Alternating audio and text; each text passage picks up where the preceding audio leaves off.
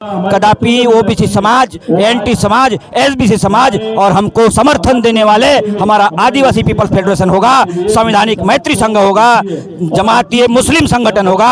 इन तमाम साथियों के समर्थन से आज जो ये जनसैलाब उमड़ा है, इस बात की दखल ले सरकार, और अन्यथा ये कुर्सी उखाड़ फेंकने की भी ताकत ओबीसी समाज रखती है। जो 60% ओबीसी का समाज है, उसके हिस्से में आज भी 19% नौकरियां नहीं आई है, हिस्सा नहीं आया है। ये देश जो बाबा साहब अंबेडकर द्वारा संविधान ने प्रदान किया है, वो हक मांग रहा है, और वो हक देने में भी न ओबीसी की जनगणना कराई जा रही है। ओबीसी के हक अधिकार में जब हम कोर्ट की लड़ाई लड़ते हैं, तो जनगणना का इशू कोर्ट सामने करके हमारे अधिकार को नकारता है। इसके ओबीसी ने तो बीजेपी को ही सत्ता में लाया है, फिर क्या तकलीफ हो गई? ये हमारा ज्ञान है। सदियों से जब से भारत आजाद हुआ है, जब तक ओबीसी का खुद का इतिहास मालूम नहीं होगा, तब तक ओबीसी मेरे मित्र कौन और मेरे शत्रु कौन, इसकी पहचान नहीं कर पाएगा। ओबीसी को साधो जय भीम, मैं हूं पराग मंत्र, आप देख रहे हैं नेशनल चौपाल। जिस तरीके से ये बड़ा आंदोलन गोंदिया महाराष्ट्र में चल रहा है, ओबीसी जन आक्रोश है, जिन लोगों के माध्यम से आज के इस कार्यक्रम का नेतृत्व किया जा रहा है। तमाम लोगों से चर्चा करेंगे, बातचीत करेंगे। सर, क्या मुद्दा है, क्या आवश्यकता है इस रोड रस्तों पर ओबीसी समाज को उतरने की? आज आज़ादी के 78 साल बाद इस देश का मूल जो देश की रीढ़ है, उस रीढ़ को, उस किसान समाज को, उस 12 बलूतेदार समाज को आज जो सड़क पर आना पड़ा है, इस देश में दिल्ली की सल्तनत की भूमिका विगत 20 दिन से मनोज जरांगे पाटिल द्वारा पुकारा गया आंदोलन, मराठों का सीधे तौर पर कुनबी प्रमाण पत्र वाटप कर ओबीसी में समावेश, इस बात को लेकर जो अनशन चालू, उस अनशन के सामने महाराष्ट्र सरकार के टेके हुए घुटने, और विगत 6 वर्षों से ओबीसी छात्रों के लिए वसतिगृह की घोषणा होने के बावजूद भी इस महाराष्ट्र में अन्य समाज को 14 हजार करोड़ का वितरण मंत्रिमंडल करता है, और 72 वसतिगृह के लिए 72 करोड़ रुपया महाराष्ट्र सरकार के ओबीसी विद्यार्थियों के लिए नहीं है। मराठा समाज का ओबीसी में समावेश करने का प्लान, सुनिश्चित धोरण महाराष्ट्र की सरकार ने जो छुपा एजेंडा चलाया है, इस एजेंडे के खिलाफ किसी कीमत पर ओबीसी समाज में या भारत की भी क्रांति होगी। ये भारत में डेमोक्रेसी का निर्माण होगा। ये क्रांति अगर किसी ने की है, तो जमीन से जुड़े हुए वर्ग ने ही विश्व में क्रांति की है। पिछले जाति के लोग हम चाहते हैं कि कानून अपने हाथ में लेने की स्थिति इस देश में ना आए। हम कानून को, संविधान को मानने वाले लोग हैं, मगर यदि मजबूर कर दिया गया, तो आने वाले पीढ़ी के लिए जो बर्बाद होने के रास्ते पर कगार पर है, नौकरियां खत्म हो गई।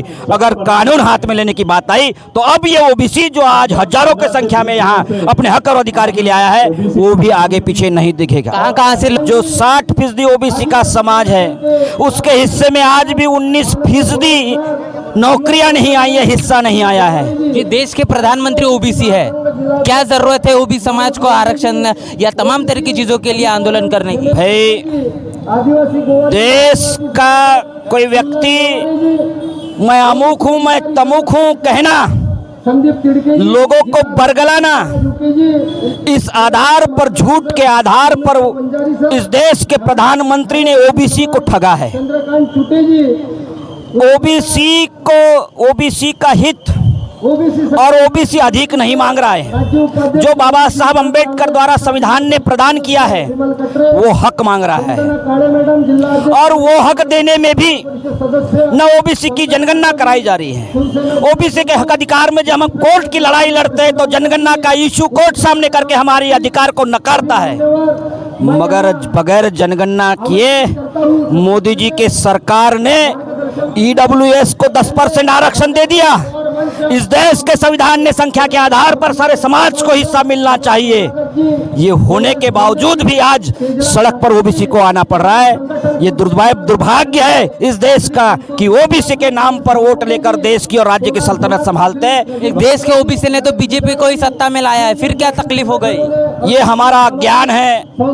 सदियों से जब से भारत आजाद हुआ है, जब तक ओबीसी को ओबीसी का खुद का इतिहास मालूम नहीं होगा, तब तक ओबीसी मेरे मित्र कौन और मेरे शत्रु कौन इसकी पहचान नहीं कर पाएगा। ओबीसी को आरक्षण नहीं चाहिए, हिंदू राष्ट्र चाहिए? नहीं, कुछ लोग जो आरएसएस द्वारा भ्रमित हो चुके हैं और उस अज्ञान का शिकार होकर माँ बाप की संपत्ति से हिस्सा नकारने के लिए कोई तैयार नहीं है। और देश की नौकरी, देश की संपत्ति में हमारा हिस्सा फुले शाहू बाबा साहब शिवाजी के माध्यम से हमें हिस्सा मिला है।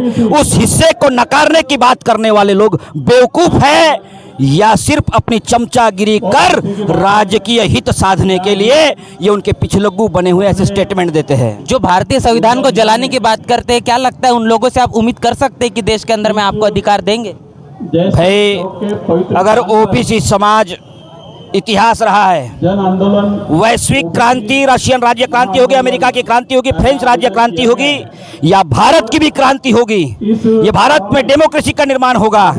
ये क्रांति अगर किसी ने की है तो जमीन से जुड़े हुए वर्ग ने ही विश्व में क्रांति की है। पिछले जाति के लोग हम चाहते हैं कि कानून हमने हाथ में लेने की स्थिति इस देश में ना आए। हम कानून को, संविधान को मानने वाले लोग हैं, मगर यदि मजबूर कर दिया गया तो आने वाले पीढ़ी के लिए जो बर्बाद होने के रास्ते पर कगार पर है, नौकरियां खत्म हो गई। अगर कानून हाथ में लेने की बात आई तो अब ये ओबीसी जो आज हजारों की संख्या में यहाँ अपने हक और अधिकार के लिए आया है, वो भी आगे पीछे नहीं दिखेगा। कहाँ कहाँ से लोग आए, कितने लोगों की तादाद है आज के इस आंदोलन में गोंदिया जिले के तमाम तालुकाओं से निकलकर खुद की जेब से पैसा इकट्ठा करके वाहन बनाकर जो भी साधन उपलब्ध है उस साधन से यहाँ ओबीसी पहुंचा है। हजारों की तादाद में कम से कम 10,000 लोग इस रैली में शामिल है और इस बात के लिए आए हैं कि जिस प्रकार की स्थिति आज निर्माण की गई है, कदापि ओबीसी समाज, एनटी समाज, एसबीसी समाज और हमको समर्थन देने वाले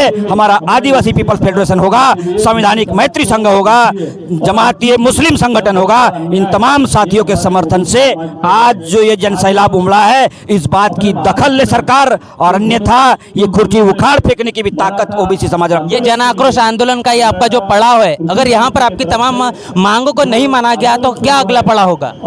ये आंदोलन आज शुरुआत है, ये आंदोलन रुकेगा नहीं। कई लोगों को हमने रोका है, आमरण अनशन करने के लिए लोग तैयार है, महिलाएं मुंडन करने के लिए तैयार है, अनशन पर बच्चे विद्यार्थी बैठने के लिए तैयार है। अगर आज इस मौके पर ये दखल नहीं ली जाती तो ये आंदोलन इससे भी उग्र तौर पर कंटिन्यू जारी रहेगा। बहुत बहुत शुक्रिया, हमने यहाँ पर तमाम लोगों से बातचीत करने की कोशिश की है। बबलू कटरे जी थे हमारे साथ में, जो कि इस आंदोलन का नेतृत्व कर रहे हैं। तमाम लोगों की आप भीड़ देख पा रहे हैं, जहाँ जहाँ तक देखेंगे सिर्फ लोग ही लोग नजर आएंगे। तमाम SC ST OBC और मुस्लिम समाज के लोग हैं जो अपने अधिकारों के लिए अब रोड रास्तों पर उतरना शुरू कर चुके हैं। परिवर्तन इस देश के अंदर में चाहते हैं और इस परिवर्तन के आधार पर क्या ये तमाम मांगे इस देश की सरकार पूरा करेगी, ये तो समय ही बताएगा। पूरे मसले को लेकर क्या आपकी राय प्रतिक्रिया कमेंट बॉक्स में जरूर बताएं। बने नेशनल चौपाल के साथ, मिलते हैं नए वीडियो में, तब तक के लिए जय भीम जय भारत। बहुजन विचारधारा को घर घर तक पहुंचाने के लिए हमारे YouTube चैनल को सब्सक्राइब करें, लाइक करें, कमेंट करें, शेयर करें और बेल आइकन की घंटी दबाना ना भूलें।